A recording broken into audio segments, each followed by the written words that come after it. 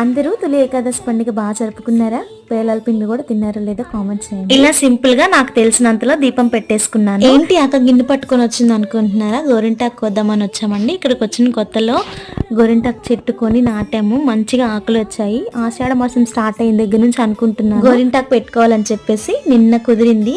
Actual గా ఇది first harvesting అని కూడా చెప్పుకోవచ్చు. సాంప్రదాయకంగా అయితే గోరింటాకు స్త్రీల సౌభాగ్యానికి, అందానికి, ఆరోగ్యానికి సూచనగా భావించి పెట్టుకుంటారు.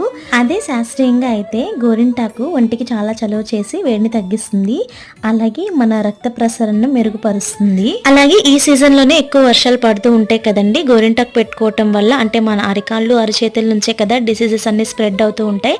అలా పెట్టుకోవటం వల్ల మనకి చర్మ సమస్యలు కూడా రాకుండా ఉంటాయి. ముందు మా పాప 2 చేతులకి పెట్టేసి ఆ తర్వాత నేను కూడా పెట్టుకున్నాను. ఇద్దరికి గోరింటాకు ఆరెంజ్ కలర్ లో చాలా బాగా పండింది. మీరు ఇంకా పెట్టుకున్నారో లేదో కామెంట్ చేసి, అలాగే వీడియోని లైక్ చేసి సబ్స్క్రైబ్ చేయండి.